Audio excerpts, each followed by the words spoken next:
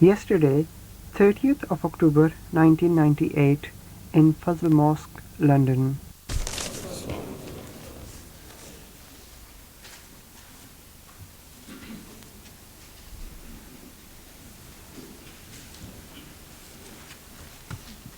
اذان دے دیں.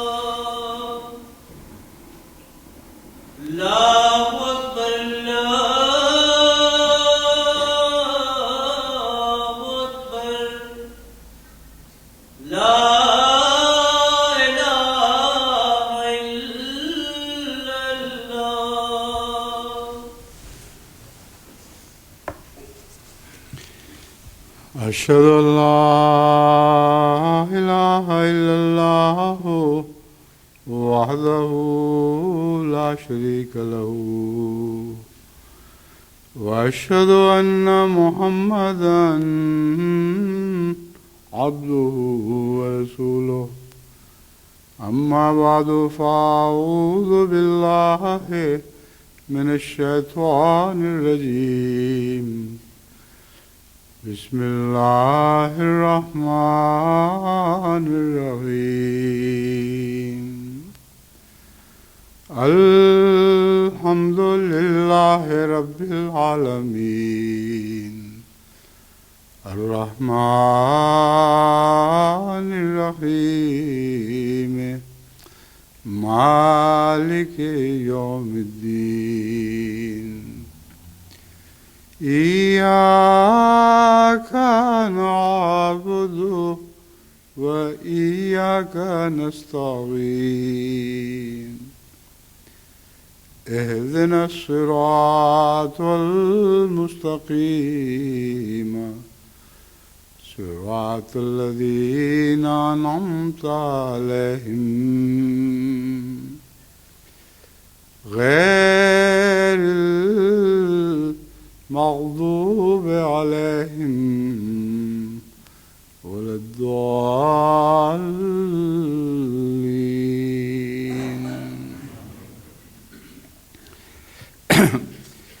اس جمعے میں بھی انشاءاللہ ابھی وہ مضمون جاری رہے گا جس کا تعلق حیا سے ہے، اور اگر وقت پھر بھی بچ گیا تو پھر اس کے بعد اگلا مضمون شروع کیا جائے گا. لیکن سب سے پہلے میں آج جماعت احمدیہ ہالینڈ کی مسجد کے افتتاح کے متعلق کچھ بات کرنا چاہتا ہوں، اور اس کے علاوہ فرانس کی جماعت کی مسجد کے افتتاح کا بھی ذکر کروں گا. مسجد مبارک ہیگ، دی ہیگ، ہالینڈ کی یہ پہلی مسجد ہے جو دراصل لجنہ مائلہ کی مالی قربانیوں سے تعمیر ہوئی تھی. اور اس کی مختصر تاریخ یہ ہے کہ 20 مئی 1955 کو حضرت چودھری محمد ظفر اللہ خان صاحب رضی اللہ تعالیٰ عنہ نے اس کا سنگ بنیاد رکھا تھا، اور اسی سال 8 دسمبر کو یہ مسجد مکمل ہو گئی، اس کی تعمیر، اور اس کا افتتاح بھی حضرت چودھری صاحب رضی اللہ تعالیٰ عنہ نے ہی فرمایا۔ یہ مسجد چھوٹی سی تھی، یہ دیکھنے میں بہت خوبصورت اور باہر سے بڑی دکھائی دیتی تھی، مگر اندر سے بہت چھوٹی مسجد تھی۔ اس زمانے کے نماز پڑھنے والوں کے لیے تو کافی ہوگی، لیکن اب جو خدا تعالیٰ کے فضل سے جماعت کا ترقی کا دور ہے، اس میں تو اس کی کوئی حیثیت نہیں رہی تھی۔ اگر میں وہاں جاؤں تو پھر اس کثرت سے نمازی آ جاتے تھے کہ مسجد اور ارد گرد کے سارے علاقے میں باہر ان کو نمازیں پڑھنی پڑتی تھی۔ اسی وجہ سے ہم نے پھر نونس پیٹ میں مرکز بنا لیا، جہاں اللہ تعالیٰ کے فضل سے گنجائش بہت تھی۔ وہاں بھی اگرچہ جو مسجد کے لیے جگہ مخصوص ہے وہ اتنی وسیع نہیں ہے کہ سب نمازی آ سکیں، مگر ارد گرد کے دوسرے عمارتی علاقے ایسے ہیں جہاں چھتوں کے نیچے نماز پڑھی جا سکتی ہے، باہر خیموں کی ضرورت نہیں پڑتی۔ بہرحال یہ تو اس مسجد کا آغاز ہے جو اس کا ذکر کیا ہے، کیسے ہوا اس کا آغاز۔ لجنہ مائلہ کی خاص غیر معمولی خدمت کے نتیجے میں اس کی تعمیر ہوئی تھی، لیکن 29 مئی 1900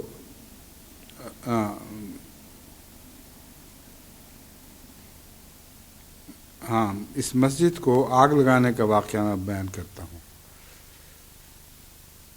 سن 1987 کو اس مسجد کو آگ لگا دی گئی، اور آگ لگانے والے کا کچھ پتہ نہ چلا۔ پولیس نے اپنی طرف سے کوشش کی ہوگی، مگر اللہ بہتر جانتا ہے کہ کیا وجوہات تھیں جو ہم سے مخفی رکھی گئیں۔ مگر ہوا یہ ہے کہ اس دور میں یہ سلسلہ مختلف جگہوں میں مجھے دکھائی دیا کہ جب بھی جلسہ سالانہ پر جماعتوں کے نمائندے آئے ہوئے ہوتے تھے اور مسجدیں یا مراکز خالی رہ جاتے تھے، اسی زمانے میں ایک شریروں کا گروہ تھا، اور آپ بطور احمدی تو جانتے ہی ہیں وہ کس قسم کے لوگ ہیں جن کا پیشہ ہی مسجدوں کو جلانا اور اسی میں ان کی نجات ہے۔ تو وہ لوگ اس موقع سے فائدہ اٹھا کر ہمارے مساجد اور مراکز جو تبلیغی مراکز تھے ان میں آگ لگایا کرتے تھے، اور یہ تمام دنیا میں پھیلے ہوئے واقعات ہیں۔ چنانچہ اسی وجہ سے پھر میں نے خصوصی ہدایت دی، اور اللہ تعالیٰ کے فضل سے اب جماعت وہاں باقاعدہ ہر جگہ مستعد رہتی ہے اور نگرانی کرتی ہے تاکہ پیچھے کسی شریر کو موقع نہ ملے۔ تو یہ آگ لگانے کا واقعہ ان دنوں کا آغاز کا واقعہ ہے جب یہ حرکتیں شروع ہوئی تھیں۔ کسی نے کھڑکی کے شیشے توڑے اور اندر جا کے مسجد کو آگ لگا کر اپنی جنت کما لی، اور وہ آگ اصل میں اپنے لیے ہی جلائی تھی۔ ایسے لوگ دنیا میں بھی خدا تعالیٰ کی تقدیر کے تابع آگ ہی میں جلتے رہتے ہیں، اور آگ جلاتے ہی تب ہیں جب حسد کی آگ بھڑک رہی ہوتی ہے۔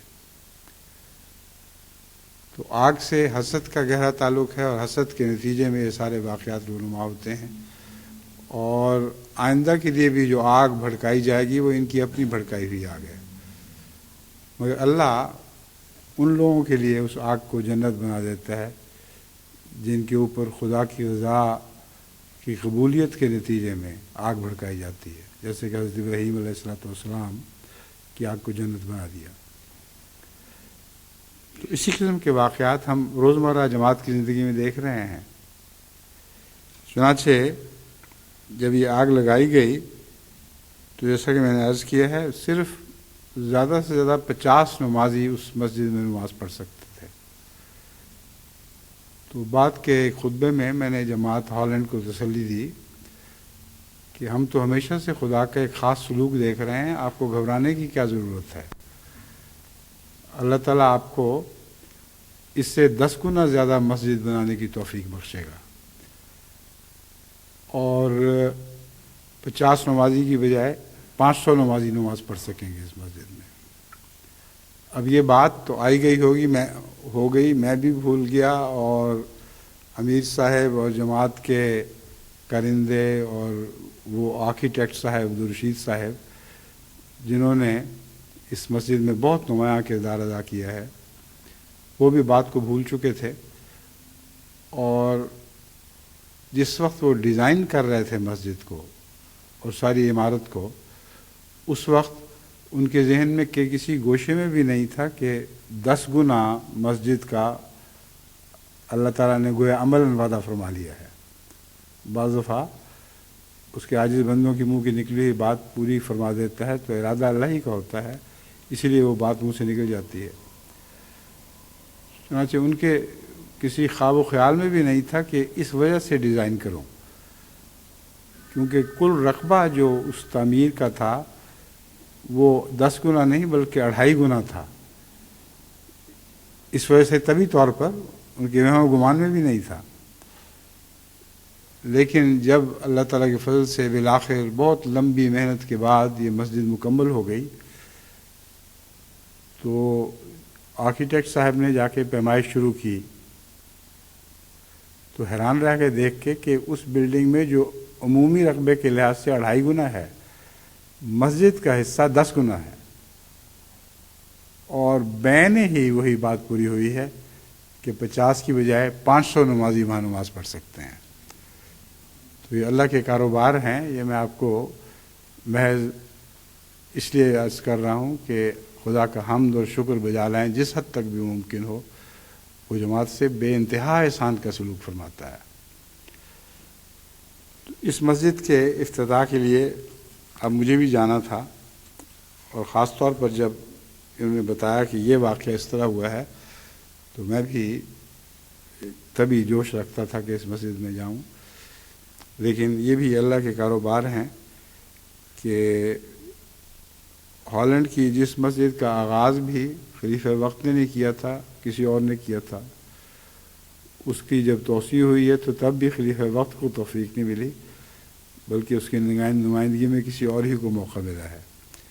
اللہ اپنے راز بہتر سمجھتا ہے۔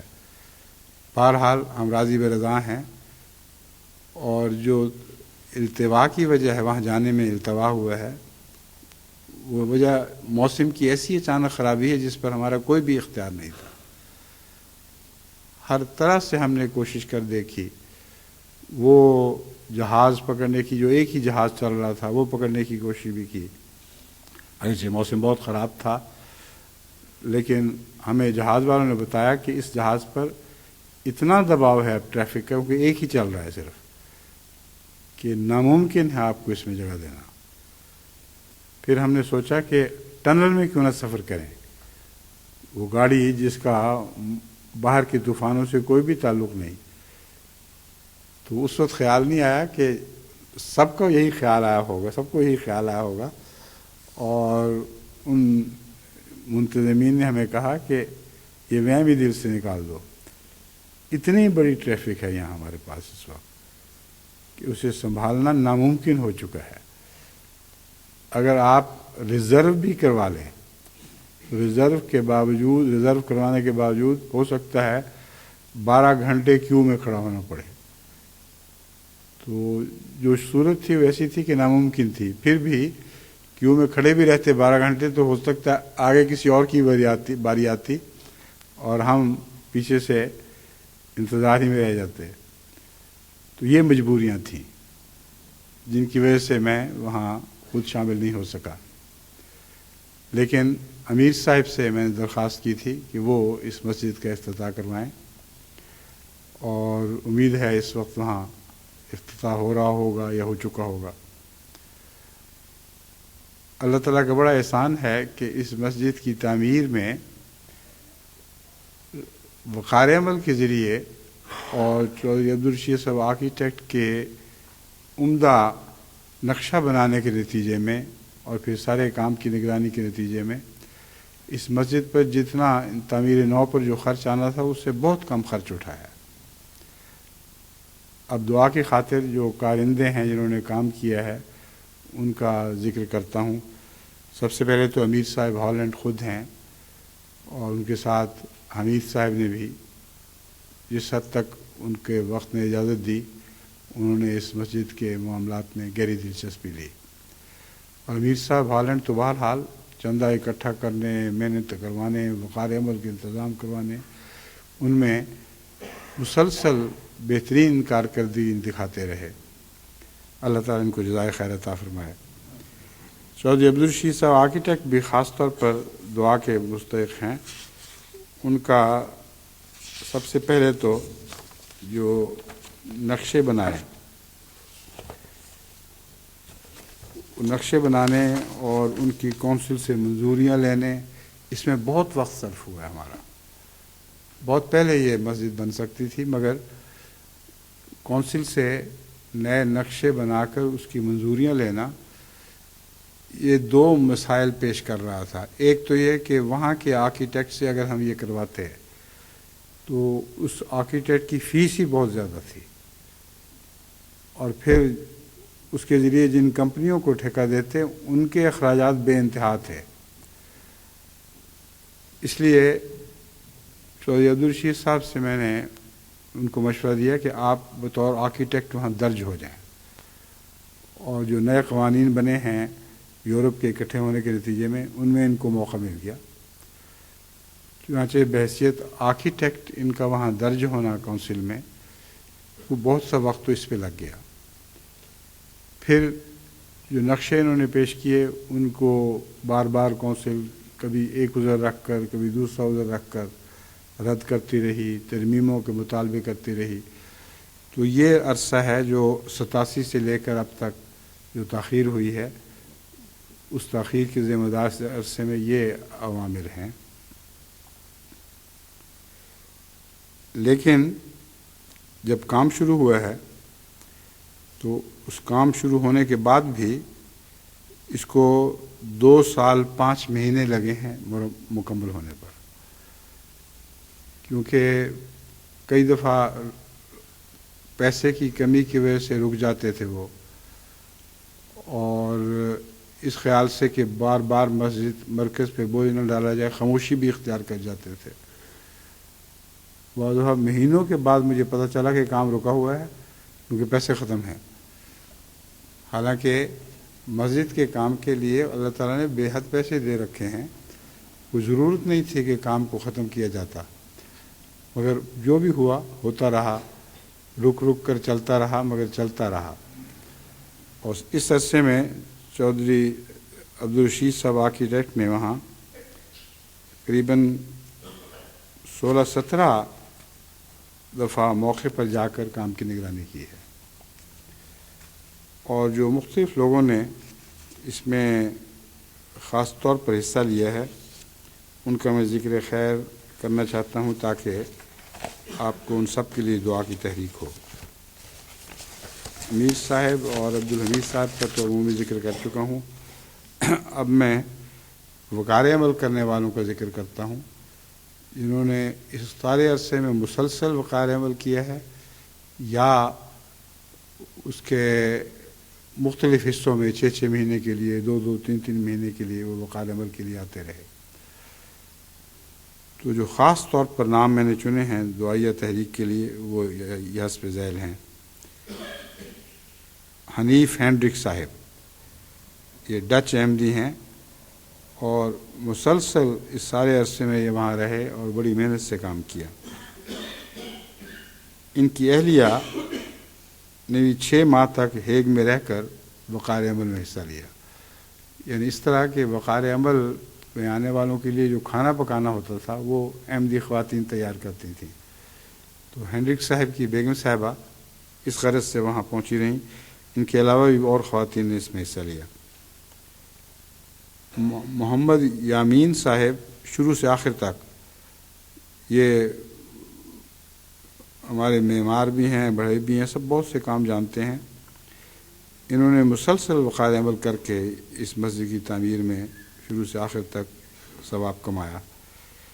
ظفر اللہ صاحب جرمنی سے 6 ماہ کے لیے تشریف لائے۔ منور جمیل صاحب اسپین سے 6 ماہ کے لیے تشریف لائے۔ عبدالحق محمود، عثمان بداللہ، خواجہ مبشر احمد، ان سب نے خدا تعالیٰ کے فضل سے حسب توفیق اس نیک کام میں حصہ لیا۔ اللہ تعالیٰ ان کو جزائے خیر عطا فرمائے۔ انشاءاللہ جب بھی آئندہ توفیق ہوگی میں ضرور خود یہ مسجد دیکھنے جاؤں گا، کیونکہ مجھے بہت شوق ہے۔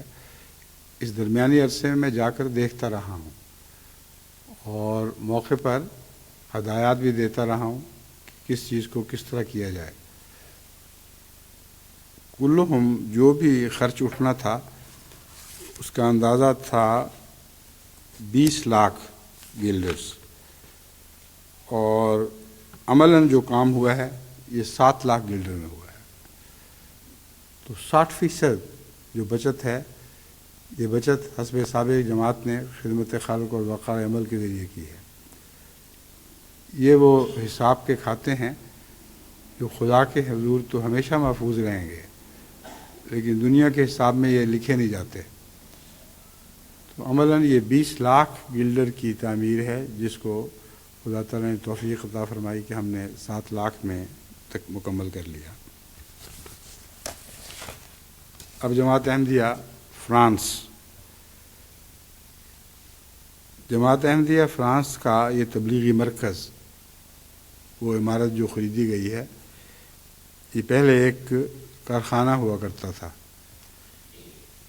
اس کو مختلف تبدیلیوں کے بعد مرکز کے طور پر چنا گیا، کیونکہ اس کے ساتھ جو عمارت تھی وہ کافی وسیع تھی اور اس میں گنجائش تھی کہ خدا تعالیٰ کے فضل کے ساتھ وہاں جب تک باقاعدہ الگ مسجد بنانے کی توفیق نہ ملے وہیں مسجد کی ساری ضرورتیں پوری ہو جائیں۔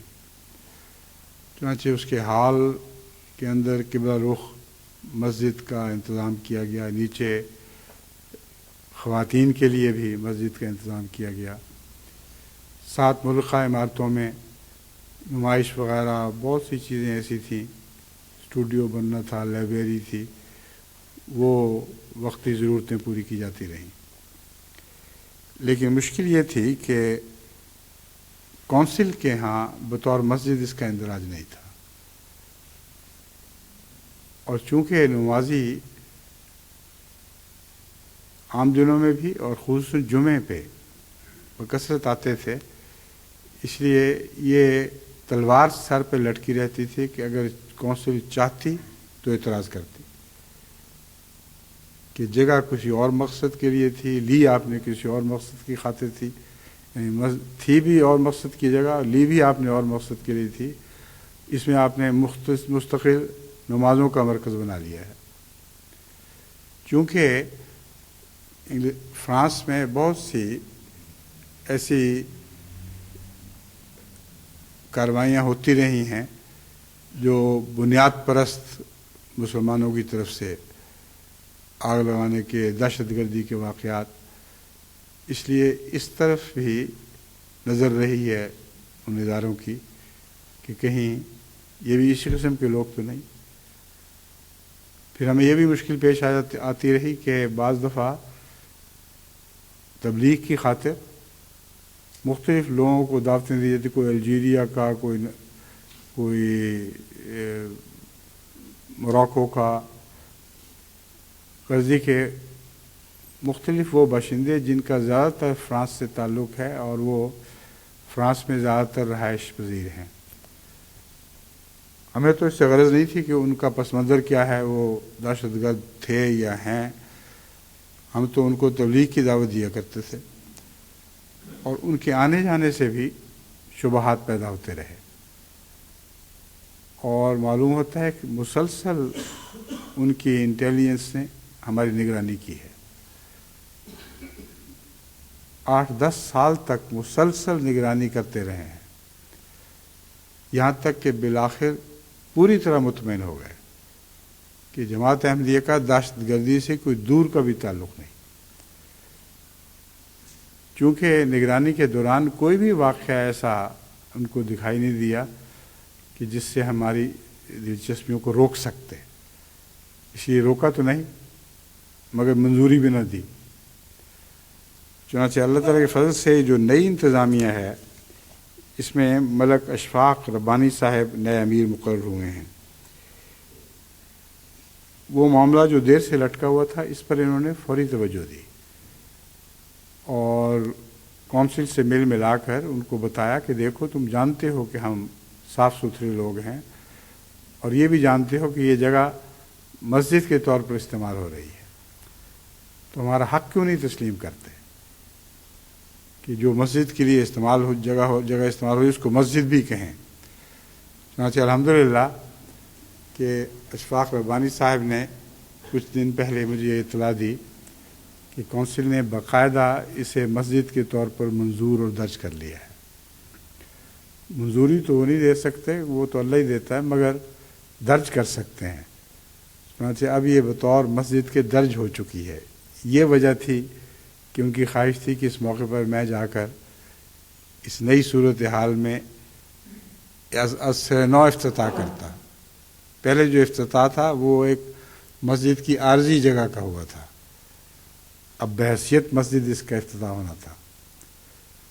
وہی وجوہات مانے ہوئیں جو میں پہلے ذکر کر چکا ہوں اور میں وہاں خود حاضر نہیں ہو سکا، لیکن ان کی یہ خواہش ہے کہ میں ان کا بھی تذکرہ کر دوں، ان کی جماعت کا بھی، ان کی کوششوں کا بھی، تاکہ سب دنیا کی جماعتوں میں دعا کی تحریک ہو۔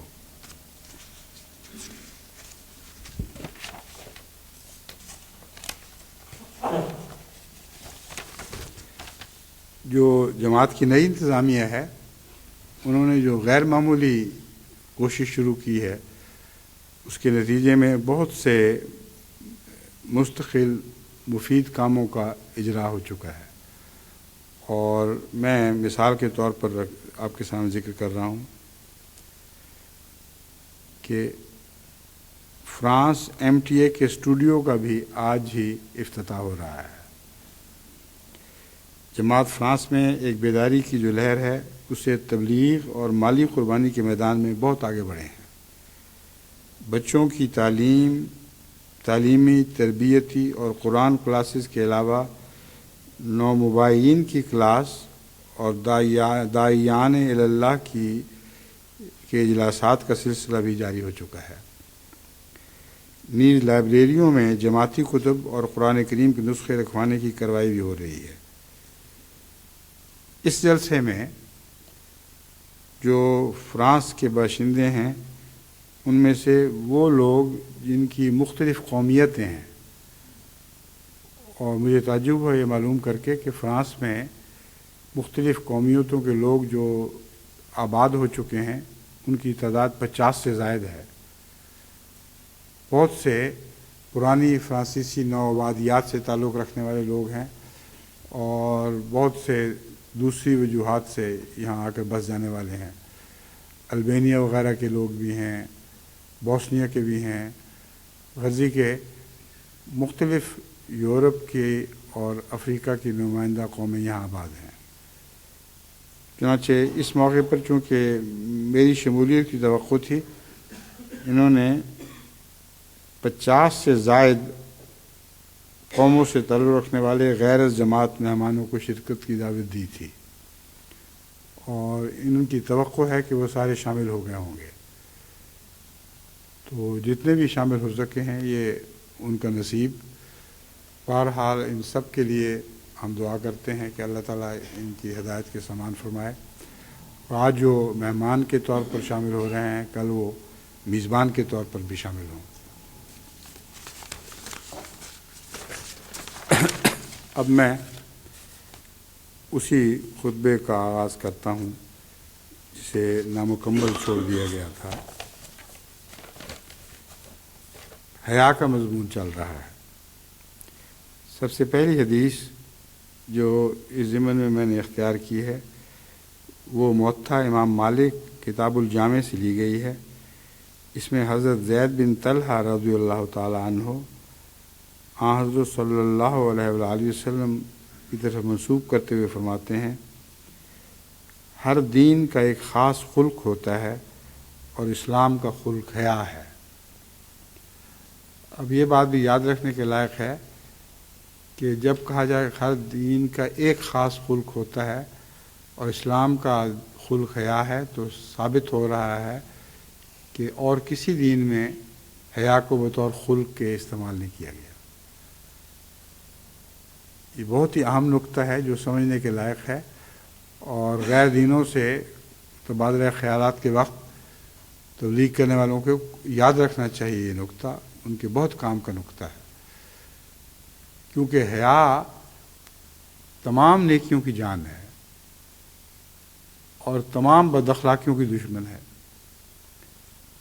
اگر حیا عیسائیت کی بھی جان ہوتی اور یہی اس کا مرکزی نقطہ ہوتا تو آج عیسائی ملکوں میں جو فسادات پھیلے ہوئے ہیں، جو خرابیاں برپا ہیں، آپ کو کبھی دکھائی نہ دیتی۔ اور سوال یہ پیدا ہوتا ہے کہ مسلمان ملکوں میں بھی یہی کچھ ہو رہا ہے، مگر اس لیے ہو رہا ہے کہ حیا چھوڑنے کی وجہ سے ہوا ہے۔ حیا دین کا حصہ ہے، اگر دین والوں کو حیا نہ رہے تو ان کے اخلاق اور ایمان کی حفاظت تو حیا نہیں کر سکتی۔ بس تمام مسلمان کہلانے والے ملکوں میں جو بے حیائی کا دور دورہ دکھائی دے رہا ہے، بدخلقیوں کا دور دورہ دکھائی دے رہا ہے، یہ قطعی طور پر ثابت کرتا ہے کہ آن حضرت صلی اللہ علیہ وآلہ وسلم کی تعریف کی روح سے یہ مسلمان کہلانے کے مستحق نہیں، کیونکہ دین اسلام کا خلاصہ حیا ہے۔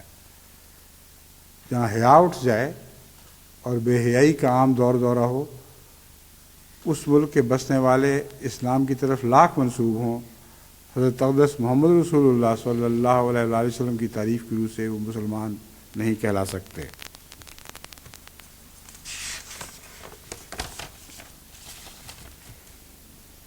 حضرت ابو ہریرہ رضی اللہ تعالیٰ عنہ کی ایک روایت سنن ترمذی سے لی گئی ہے، وہ بیان کرتے ہیں کہ آن حضرت صلی اللہ علیہ وآلہ وسلم نے فرمایا، حیا ایمان میں سے ہے اور ایمان جنت میں ہے۔ اب وہاں سے کا لفظ بھی نہیں، ایمان جنت میں ہے۔ ترجمہ کرنے والے اس کے ترجمہ کرتے وقت اس کے معنی کو ملحوظ رکھتے ہوئے اپنی طرف سے یہ لگا لیتے ہیں کہ ایمان والا جنت میں جائے گا، حالانکہ آن حضرت صلی اللہ علیہ وآلہ وسلم کے فصیح و بلیغ کلام میں یہ ذکر نہیں ہے، ورنہ کہہ سکتے تھے کہ ہر مومن جنت میں جائے گا، اور یہ بات تو عام پھیلی پڑی ہے ہر جگہ۔ بہت ہی لطیف کلام ہے، اور اس کے ساتھ ہی فرمایا، والبضاء من الجفاء والجفاء فی النار، کہ بضاء یعنی فحش گوئی یہ بدخلقی میں سے ہے، اور بدخلقی دوزخ میں پلتی ہے۔ یہ نہیں فرمایا بدخلقی کرنے والا، والجفاء فی النار، اور بدخلقی دوزخ میں پلتی ہے۔ بہت ہی فصیح و بلیغ کلام ہے، جس سے بہت سے مطالب پھوٹتے ہیں۔ تو بار بار اسی حدیث کے حوالے سے اس کے مطالب کی بحث اگر شروع کی تو بعض لوگوں کے لیے شاید سمجھنے میں دقت پیدا ہو۔ میں نے اس کا ترجمہ جو بین ہی ترجمہ بنتا ہے وہ آپ کے سامنے رکھ دیا ہے۔ ایمان جنت میں ہے، اس کا کیا مطلب ہے؟ دراصل ایمان کا ایک مرکزی معنی یہ ہے الطمانیۃ النفس و زوال الخوف، طمانیۃ النفس اور زوال الخوف، اور یہی معنی حضرت امام راغب نے اور بعض اور کتب نے بیان کیے ہیں جو عربی لغات کی کتابوں میں بہت نمایاں حیثیت رکھتی ہیں۔ حضرت امام راغب اور ان تینوں کا اور ان دونوں لغات کا اتفاق اس بات پر یہ بتا رہا ہے کہ یہ معنی اصل ہے، یعنی مرکزی معنی ہے یہی، باقی سارے معنی اس سے پھوٹتے ہیں۔ تو اس لیے حضرت صلی اللہ علیہ وآلہ وسلم کے اس ارشاد کو غور سے سمجھنے کی ضرورت ہے کہ ایمان، احیا ایمان ہے اور ایمان جنت میں ہے۔ کن معنوں میں جنت میں ہے؟ اس لیے کہ پوری تمانیت ہی حیا سے ملتی ہے اور پوری تمانیت ہی ایمان سے ملتی ہے، اور اصل تمانیت جس میں زوال الخوف بھی شامل ہو، کوئی خوف کا شائبہ تک باقی نہ رہے، وہ امن کی حالت، وہ تمانیت کی حالت حیا سے ملتی ہے۔ اور جیسا کہ میں آگے تفصیل بیان کروں گا، حیا ہی کے سارے شعبے ہیں جو انسانی زندگی پر چھائے ہوئے ہیں، اور سچی تمانیت حیا سے ہی نصیب ہوتی ہے۔ اور ایمان کا یہ معنی کہ ایمان جنت میں ہے، تمانیت نصیب کرتا ہے اور زوال الخوف ہے، یہ معنی حضرت ابراہیم کے پیش نظر تھے جب انہوں نے اللہ تعالیٰ کے حضور یہ سوال کیا کہ مجھے بتا کہ مردے کیسے زندہ کیے جاتے ہیں۔ جواباً دیکھیں اللہ نے یہی فرمایا، اولم تؤمن، تو ایمان نہیں لایا؟ اللہ جانتا تھا کہ حضرت ابراہیم ایمان لے آئے ہیں، مگر حضرت ابراہیم کی فراست کا ایک گویا امتحان تھا کہ دیکھیں کن معنوں میں یہ کہہ رہا ہے۔ تو حضرت ابراہیم نے عرض کیا، بلا ولکن لیطمئن قلبی، ایمان تو لایا ہوں مگر ایمان کا یہ پہلو بھی تو پیش نظر ہے کہ وہ طمانینت بخشتا ہے۔ تو میں ایمان کے گہرے معنی پر نظر رکھتے ہوئے یہ عرض کر رہا ہوں تاکہ تو یہ خیال نہ کرے میرے متعلق ہے خدا، میرے یہ گمان نہ کرے کہ میں ایمان نہیں لاتا، اس لیے پوچھ رہا ہوں، اس لیے کہ ایمان کے تمام شعبوں پر حاوی ہو جاؤں، اس کی جان طمانیت ہے، کوئی بھی خلش دل میں باقی نہ رہے۔ یہ بہت وسیع مضمون ہے۔ حضرت ابراہیم علیہ الصلاۃ والسلام کا یہ جواب ہی بہت عظیم الشان ہے، مگر جیسا کہ میں نے عرض کیا تھا، میں حدیثوں کے ذکر کے بعد پھر ان حدیثوں کے خلاصے کے طور پر اس حیا کے مضمون کو اس خطبے میں مکمل کرنے کی کوشش کروں گا۔ ایک اور حدیث بخاری کتاب الادب سے لی گئی ہے۔ حضرت عبداللہ بن عمر رضی اللہ تعالیٰ عنہ بیان کرتے ہیں کہ حضرت صلی اللہ علیہ وآلہ وسلم ایک شخص کے پاس سے گزرے، وہ اپنے بھائی کو حیا کے بارے میں سرزنش کر رہا تھا کہ تم حیادار ہو، بہت زیادہ ہر کام سے پیچھے رہ جاتے ہو، اس قسم کی کچھ باتیں ہوں گی۔ مگر حیا کا یہ مطلب تو نہیں ہے کہ پیچھے رہ جائے کوئی شخص، مگر چونکہ وہ حیا کے خلاف سرزنش کر رہا تھا، رسول اللہ صلی اللہ علیہ وآلہ وسلم نے فرمایا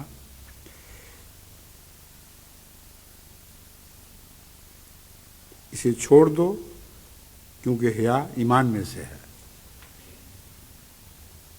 اگر تم حیا کے خلاف کوئی باتیں کرو گے تو ہو سکتا ہے اس کا ذہن بدک جائے اور پھر رفتہ رفتہ بے حیائی کی طرف مائل ہو، یعنی اس کا ایمان جاتا رہے۔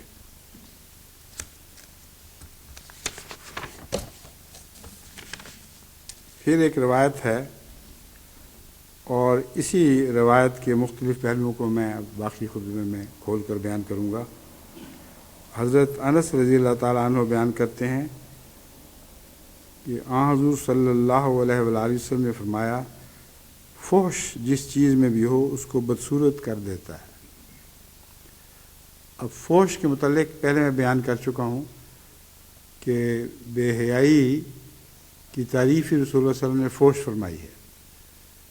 فحش کلامی، فحش سے شرمانا، یہ بے حیائی کی جان ہے، اور اسی سے سارے معاشرے تباہ ہوتے ہیں۔ تو فرمایا کہ فحش جس چیز میں بھی ہو اس کو بدصورت کر دیتا ہے، اور حیا جس چیز میں ہو اس کو مزین اور خوبصورت بنا دیتی ہے۔ یہ وہ مرکزی پہلو ہے حیا کی خوبیوں کا، جس کے متعلق میں چند نکات آپ کے سامنے رکھنا چاہتا ہوں۔ حیا اور زینت کا جہاں تک گہرا تعلق ہے، یہ سب دنیا کے ادب میں ملتا ہے۔ جہاں تک میں نے مختلف دنیا کی بڑی بڑی زبانوں کے ادب کا مطالعہ کیا ہے، ان کی شاعری پر نظر ڈالی ہے، اگرچہ تھوڑی نظر ڈال سکا ہوں، لازماً اتنا وقت تو مل ہی نہیں سکتا، مگر یہ بات میں نے دیکھی ہے کہ سب دنیا کی قوموں نے حیا کی تعریف حسن کے ساتھ ملا کے کی ہے۔ اپنے محبوبوں کو سارے ہی حیادار بتاتے ہیں، اور حیا سے بتاتے ہیں کہ ان کا حسن بڑھتا ہے۔ کبھی دنیا کے کسی ادب میں، کسی شاعری میں آپ بے حیائی کی تعریف نہیں سنیں گے۔ یہ نہیں سنیں گے کہ بے حیائی سے ہمارا محبوب اور زیادہ خوبصورت ہو گیا۔ یہ مضمون ہے جو رسول اللہ صلی اللہ علیہ وآلہ وسلم نے بنیادی طور پر بیان فرما دیا ہے۔ حیا زینت بخشتی ہے، اور بے حیائی زینت لے جاتی ہے، دور کر دیتی ہے۔ اس سلسلے میں دیکھیں، غالب بھی تو یہی کہتا ہے کہ جب حیا بھی اس کو آئے ہے تو شرما جائے ہے، غیر کو یارب وہ کیوں کر من گستاخی کرے، گر حیا بھی اس کو آئے ہے تو شرما جائے ہے۔ بعض دفعہ اپنی حیا سے بھی آدمی شرما جاتا ہے، اور یہ اپنی حیا سے شرما جانا، یہ وہ مضمون ہے جو اس حدیث کے بنیادی مضمون میں داخل ہے۔ الحیاء خیر کلہ، تمام تر بہتر ہے، اور جو حیا سے شرماتا ہے اس کے اندر ایک نیا حسن پیدا ہو جاتا ہے۔ اب دیکھیں، حیا نہ ہو تو چہرے کے ظاہری نقوش کیسے بھی خوبصورت ہوں، ان میں حسن باقی نہیں رہتا۔ اس کی مثالیں آپ دیکھ سکتے ہیں کئی طریقے سے۔ سب سے پہلے تو رشوت خور کا چہرہ آپ نے دیکھا ہوگا، بددیانتی سے مال کمانے والے کا چہرہ دیکھا ہوگا، ظلم کرنے والے کا چہرہ دیکھا ہوگا، لوگوں کے حقوق غصب کرنے والے کا چہرہ دیکھا ہوگا۔ اس کے نقوش بظاہر کیسے ہی متوازن کیوں نہ ہوں، ان میں کوئی حسن باقی نہیں رہتا۔ وہ بظاہر متوازن نقوش بھیانک ہو جاتے ہیں، اس پر نظر ڈالنے سے طبیعت میں کراہت محسوس ہوتی ہے۔ اب سوال یہ ہے کہ اس کو میں حیا کیوں کہہ رہا ہوں؟ اس لیے کہ آن حضرت صلی اللہ علیہ وآلہ وسلم نے جو حیا کی تعریف کا مرکزی نقطہ بیان فرمایا ہے، وہ یہ ہے کہ انسان خدا سے شرمائے، اور خدا سے ان کاموں میں شرمائے جن کاموں میں وہ پسند نہیں کرتا کہ اللہ دیکھ رہا ہو کہ میں یہ کر رہا ہوں۔ ساری دیانتداری اور نیکوکاری کا راز اس بات میں ہے۔ اب دیکھیں، بچے بعض حرکتیں کر رہے ہوتے ہیں، ماں باپ آ جائیں تو کیسے ٹھیک ٹھاک ہو کے بیٹھ جاتے ہیں۔ یہ حیا ہے۔ وہ جانتے ہیں کہ ماں باپ ان حرکتوں کو پسند نہیں کریں گے، اور وہ ماں باپ کی شرم رکھتے ہیں۔ تو ایک مومن جو جانتا ہے کہ خدا کی ہمیشہ اس پر نظر ہے، وہ کیوں نہ حیا سے کام لے،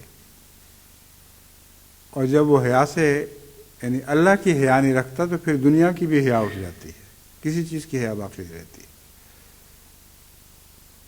یہ جن مغربی قوموں کا میں نے ذکر کیا تھا، ان کی یہی مصیبت ہے، یہی وبال ہے ان کا۔ اللہ کی حیا اٹھ گئی ہے تو پھر رفتہ رفتہ دنیا کی حیا اٹھتی چلی جا رہی ہے۔ ان کا جو نقاب اٹھ رہا ہے اس کی کوئی انتہا نہیں سوائے اس کے کہ سب کچھ گند اپنا باہر کر دیں اور پھر خود اس سے متنفر ہو کے بھاگیں. اور یہ دوسرا دور بھی کسی حد تک شروع ہو چکا ہے. لیکن یہ یاد رکھیں کہ حیا کا بدی، فسق و فجور، اس سے یہ تعلق ہے کہ جب حیا نہ ہو تو بدی اور فسق و فجور نے لازماً ایسے دل پر قبضہ کر لینا ہے جو حیا سے خالی ہے. اب جیسا کہ میں نے بیان کیا ہے کہ رشوت خور کا چہرہ آپ نے دیکھا ہے اور ایسے ہی بدکاروں کا، ظالموں کا چہرہ دیکھا ہوا ہے. کتنا بھیانک چہرہ ہو جاتا ہے. کبھی بھی آپ یہ نہیں کہہ سکتے کہ اس کے نقوش بڑے اچھے ہیں، اس کی آنکھیں خوبصورت ہیں، اس کا ناک متوازن ہے، اس کے ہونٹ، اس کے گال، اس کی گردن، اس کا جسم. جتنا وہ بظاہر خوبصورت ہوگا اتنا ہی زیادہ بھیانک اور بدصورت دکھائی دے گا. یہی حال فحشاء عورتوں کا ہوا کرتا ہے. فحشاء عورتوں کا جو ظاہری حسن ہے اس کے ظاہر کو جتنا چاہیں آپ متوازن قرار دے لیں، ان کے چہرے سے جو ہولناک ایک کراہت پیدا ہوتی ہے ان کے چہرے پر نظر ڈالنے سے، کوئی ظاہری حسن اس کراہت کو تبدیل نہیں کر سکتا. ان کی آنکھیں حیا سے خالی، ان کے چہرے کے آثار حیا سے خالی، اور اس کے نتیجے میں حسن کو بے حیائی ایسا بگاڑ دیتی ہے کہ وہ بدزیب بدصورتی بن جاتا ہے. یہی مرکزی تعریف حضرت صلی اللہ علیہ وآلہ وسلم نے فرمائی ہے. حیا زینت بخشتی ہے اور بے حیائی حسن کو اجاڑ دیتی ہے. اس پہلو کو مد نظر رکھ کے ایک ایسے شریف نفس انسان کا بھی تصور کریں، خواہ وہ کوئی بھی ہو.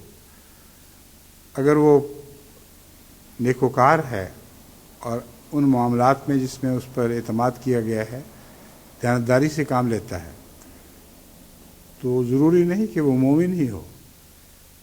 کسی بھی دین سے تعلق رکھتا ہو یا بظاہر بے دین بھی ہو، اس کو حیا اس تصور سے آتی ہے کہ میں کوئی برا کام کروں.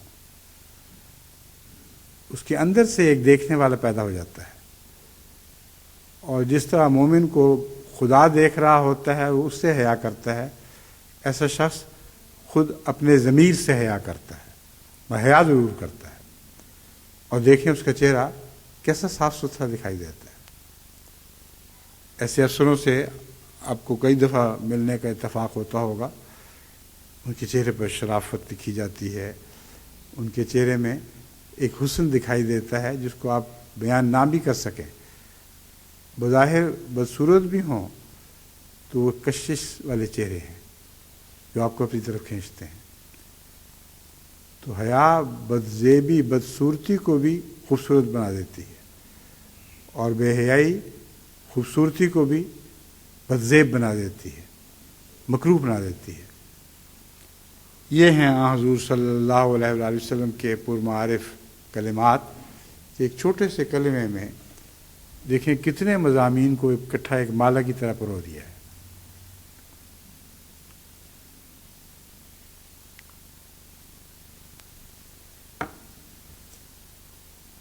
اب یہ جو حیا کا مضمون ہے، اس کو جماعت احمدیہ کو خصوصیت سے پیش نظر رکھنا ضروری ہے.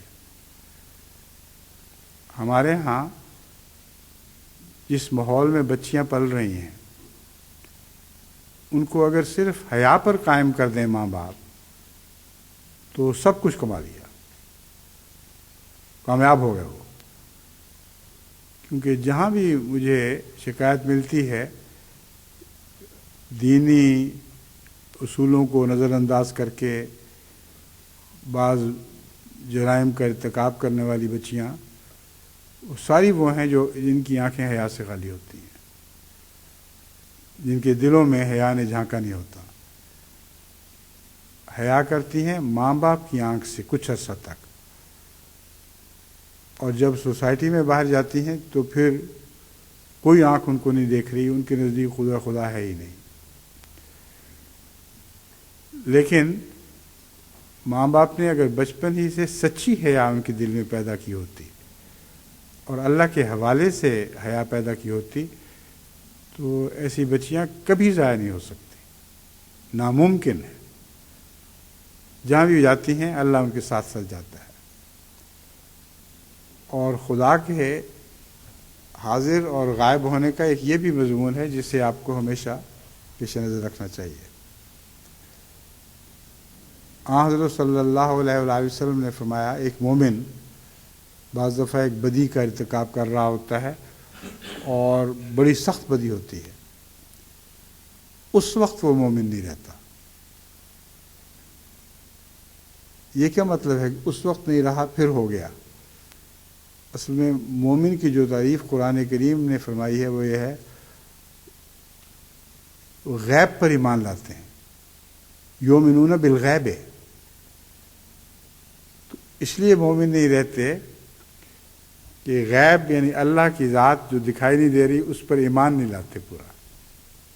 اس لیے فرمایا اس لمحے جب وہ بدی کا ارتکاب کر رہے ہوں وہ مومن نہیں رہتے۔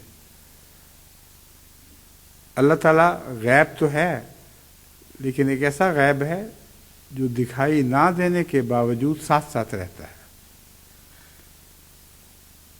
جو بھی انسان بدی کرتا ہے جنب اللہ میں کرتا ہے، اللہ کے پہلو میں کرتا ہے۔ اگر وہ غیب پر ایمان سچا رکھتا ہو تو سچے غیب پر ایمان کا مطلب یہ ہے کہ دکھائی نہ دینے کے باوجود وہ ہمیشہ ساتھ رہتا ہے۔ اور اگر اس پہلو سے مومن غیب پر ایمان لائیں تو کسی بدی کا ارتکاب کر ہی نہیں سکتے۔ اس کے باوجود حضور صلی اللہ علیہ وآلہ وسلم سے بہتر اور کون جانتا تھا کہ بہت بہت بڑے بڑے نیک اور متقیوں سے بھی بعض دفعہ غلطیاں ہو جاتی ہیں اور توبہ کے بعد پھر بھی غلطیاں ہو جاتی ہیں۔ کیا وہ مومن نہیں ہوتے؟ فرمایا اس وقت مومن نہیں ہوتے، کیونکہ اس وقت وہ خدا سے غائب ہو جاتے ہیں۔ یہ بھی ایک غیب ہی کا مضمون ہے۔ جیسے کبوتر آنکھیں بند کر لیتا ہے، اسی طرح وہ گویا خطرے سے آنکھیں بند کرتے ہیں، اور جب خدا یاد آتا ہے، یعنی آتا ہوگا بعضوں کو، تو اس وقت لازم ہے کہ ان کے گناہ کی لذت میں خلل واقع ہو جائے۔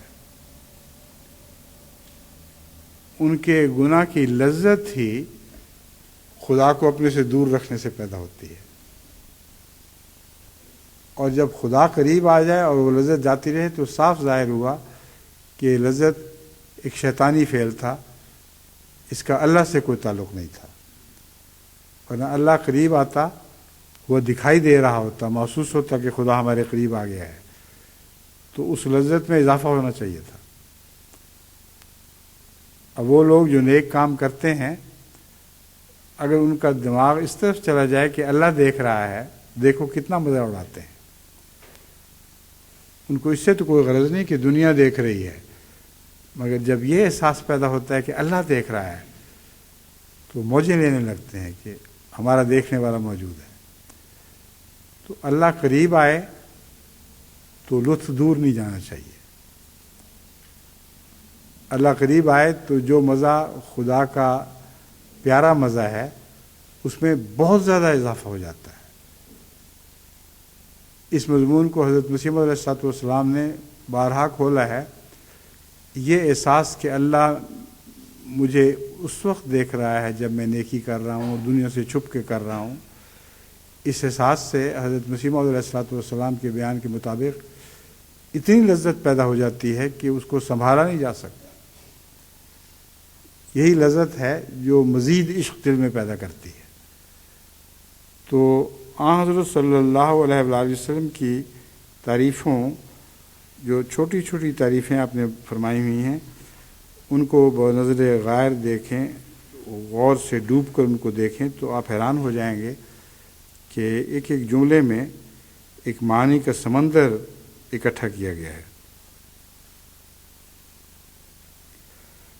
اب پاک باز مرد صرف عورت کا سوال نہیں، پاک باز مرد کا چہرہ اور بدکار مرد کا چہرہ بالکل مختلف ہوتے ہیں۔ ایک پاک باز مرد کے چہرے پر ایک ایسا معصومیت کا حسن ہوتا ہے کہ اس کو ایک بدکار آدمی کے تعلق میں آپ تصور بھی نہیں کر سکتے۔ بدکار چہرے پہ خواہ عورت کا نہیں مرد کا ہی ہو، اس کے چہرے پر ایسی نحوست طاری ہوتی ہے، اس کی آنکھیں حیا سے خالی، اس کا سارا چہرہ ایسا جیسے اس کے حسن کی چمک چھین لی گئی ہو، پیچھے ایک بھیانک سا وجود باقی رہ جاتا ہے۔ تو احمدی بچیوں کا ہی کام نہیں، احمدی مردوں کا بھی تو کام ہے، ماں باپ کا یہ بھی تو فرض ہے کہ اپنے لڑکوں کے دل میں حیا پیدا کریں، اور لڑکوں کے دل میں اگر حیا پیدا ہوگی تو یہ جو مسئلہ ہے آپ کا کہ وہ ٹیلی ویژن میں چھپ کے ایسی چیزیں دیکھ رہے ہیں جو ان کی مخرب الاخلاق ہیں، یہ خطرہ خود بخود ٹل جائے گا۔ جتنا حیا بڑھتی رہے اللہ کے تصور سے، اتنا ہی مخرب الاخلاق تصویریں دیکھنے سے طبیعت متنفر ہوتی چلی جاتی ہے، گھبرا جاتی ہے۔ جب ایسی بے حیائیوں کو آپ دیکھتے ہیں تو بجائے اس کے کہ ان میں لذت آئے، آپ کو دکھائی دیتا ہے کہ بھیانک بے نور چہرے ہیں، ان کی لذتیں بھی شیطانی لذتیں ہیں، ان میں کچھ بھی مزہ نہیں ہے۔ اور یہ جو تربیت کا سلسلہ ہے یہ اسی طرح رفتہ رفتہ آگے بڑھتا چلا جاتا ہے۔ بس جب ہم خواتین کی بات کرتے ہیں تو میرا مقصد ہے اس کو وہیں تک محدود نہ رکھیں۔ میرے نزدیک احمدی خواتین ہوں یا احمدی مرد ہوں، دونوں کا زیور حیا ہے، اور یہی ہے جو حضرت صلی اللہ علیہ وسلم نے بیان فرمایا ہے۔ بعض مرد سمجھتے ہیں کہ صرف عورت کو حیا رکھنی چاہیے، جو بے حیا مرد ہوں ان کی عورتوں کی حیا پھر بہت دیر تک باقی رہا کرتی، رفتہ رفتہ وہ حیائیں بھی اٹھ جاتی ہیں۔ تو اگر آپ نے اپنے گھروں کو جنت بنانا ہے تو یاد رکھیں، اگر مرد حیادار ہوگا تو بیوی حیادار رہے گی، اور اگر وہ حیادار ہے اور مرد بے حیا ہے تو بعید نہیں کہ وہ علیحدگی کر کے بھاگ جائے وہاں سے، وہ برداشت ہی نہ کر سکے کہ اس کے حیا پر روز حملے ہوتے ہوں اور رفتہ رفتہ اس کا دین تباہ ہو رہا ہو۔ تو ایسی عورتیں ہیں جنہوں نے محض حیاداری کی وجہ سے طلاقیں لی ہیں، اور یہ طلاق بالکل جائز ہے، بالکل درست ہے۔ کافی وجہ ہے یہ کہ اس کی بنا پر قاضی طلاق کے حق میں فیصلہ دے۔ تو مومن اگر حیادار ہے تو اس کی بیوی بھی حیادار رہے گی۔ ہمارے لڑکے حیادار ہوں تو پھر لڑکیاں بھی حیادار ہوتی ہیں۔ جس گھر میں بچیاں دیکھتی ہیں کہ لڑکوں کو تو بے حیائی کی کھلی چھٹی ہے اور لڑکیوں پر ہی پابندی ہے، تو دل میں اس بات کو دبا لیتی ہیں بچیاں، جب تک ان کو قانون اجازت نہ دے کہ بے شک ماں باپ کے سامنے آنکھیں اٹھاؤ اور بے حیائی کے ساتھ ان سے باتیں کرو۔ اس وقت تک جب تک قانون ان کی بے حیائی کی حفاظت نہیں کرتا، وہ بظاہر حیادار دکھائی دے رہی ہوتی ہیں، لیکن عجیب ماں باپ ہیں کہ بچے ان کو پتہ ہے کہ بے حیائی کی طرف مائل رہتے ہیں، ان کا وہ بالکل خیال نہیں کرتے، اور ان سے بے اعتنائی ہے، ان کی بے حیائیوں سے بے اعتنائی ہے جو آگے بچیوں کو بھی بے حیا بنا دیتی ہے۔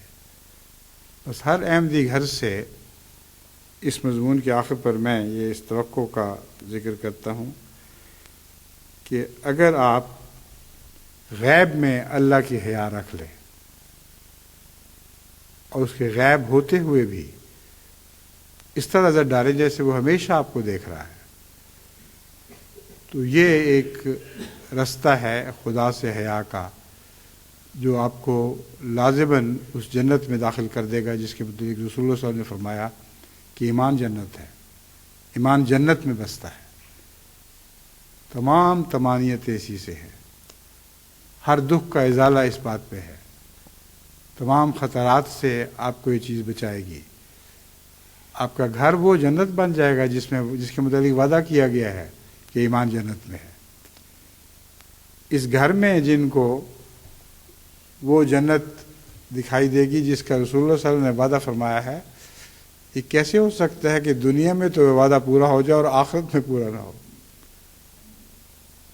قد افلح المومنون، کامیاب ہو گئے وہ مومن جن کے گھر محمد رسول اللہ صلی اللہ علیہ وسلم کی اطاعت میں جنت بن گئے. اور یہ لازماً ان کو یقین رکھنا چاہیے، ایک ذرہ بھی شبہ نہیں ہونا چاہیے کہ اگلی دنیا میں جو جنتیں نصیب ہوں گی اسی ایمان کے نتیجے میں، وہ اس سے بہت زیادہ ہے جو ان کے تصور میں آ سکتی ہے. اللہ تعالی ہمیں اس کی توفیق عطا فرمائے. تو آئندہ انشاءاللہ پھر دوسرے مضامین پر خطبوں کا آغاز ہوگا.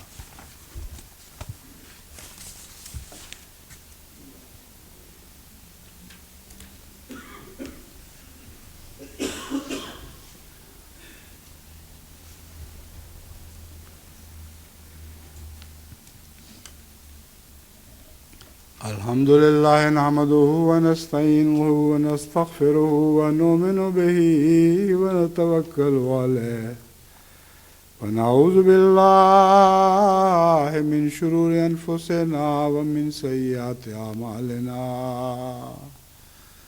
من يهده الله فلا مضل له ومن يضلله فلا هادي له. ونشهد أن لا إله إلا الله وحده لا شريك له ونشهد أن محمدا عبده ورسوله.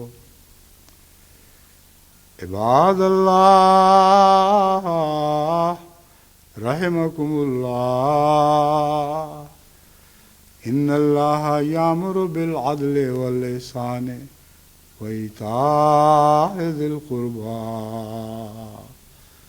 وينهى عن الفحشاء والمنكر والبغي يعظكم لعلكم تذكرون. اذكروا الله يذكركم وادعوه يستجب لكم ولذكر الله أكبر.